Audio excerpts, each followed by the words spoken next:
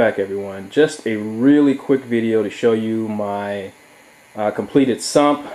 My original plan was to buy a sump, but I decided to build my own after the price of the sump that I was going to get went up by about 50 bucks. So it got me to thinking a little bit. At the end of the day, your basic sump is what? A tank with some dividers. So I was a little leery about spending the money in the first place, but when the price jumped, it was kind of a no-brainer for me to go out and get the equipment to build my own. And luckily, Petco was having their $1 per gallon sale, so I was able to get this 40-gallon breeder for 40 bucks. Went together really smooth. Picked up some glass panels from a glass shop local. Cost me about 12, 13 bucks a panel that included tax. They fit perfectly. I decided to build a little panel here out of acrylic to hold my bulkheads. Didn't have to do it, but I had some spare acrylic and decided to go ahead and build it anyway. I will silicone that into place. Let's see, the first chamber is 12 1/4. Second is 12 1/2.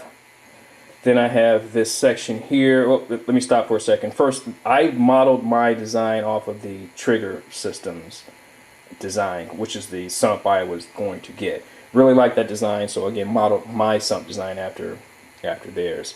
So here's the 2.5-inch panel or section that the water will flow over into this foam pad. And yes, I know this foam pad is not long enough. This is a 40-gallon breeder, which is 17.5 inches wide, so I need to find one that's longer or buy another one, cut it, and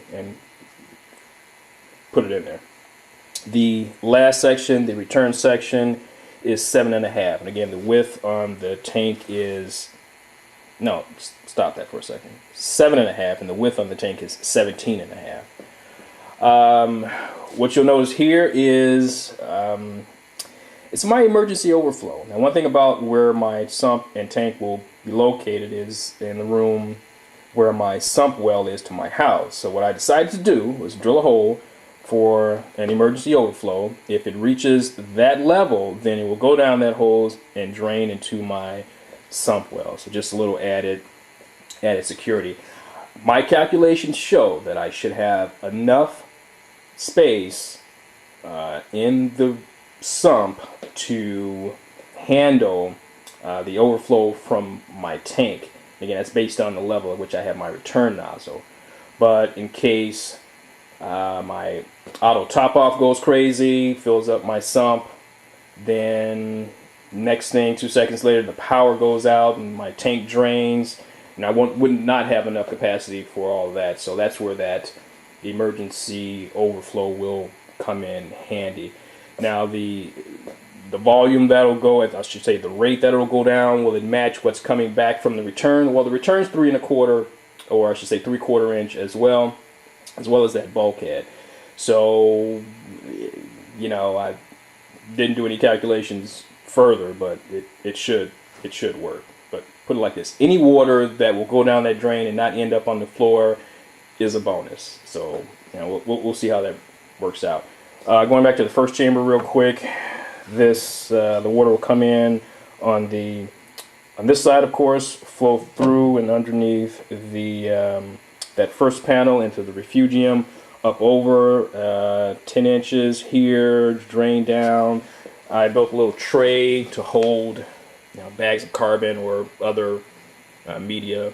And again, similar to the Trigger Systems design. So if you look at theirs and look at this, you'll see nothing but similarities. Other than that, it went together pretty good. I haven't water tested it yet, so we'll see if I got any leaks in between the panels. Don't think I do. It's not as neat of a silicone job, but it turned out okay. And to date, I think I've spent 120 bucks. And that included glue, bulkheads, foam pad, egg crate for that tray, the tank. I had an extra 3/4 inch bulkhead. So that's about it. Turned out pretty good. Next step will be to install it.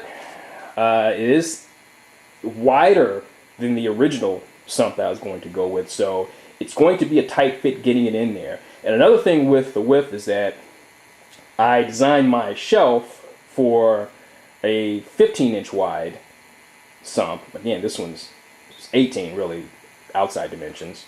So I had to make some modifications inside my room because those 3 inches make a huge difference in there, because it's not that big at all. And I needed room to get in there, get in and out. So that's the sump.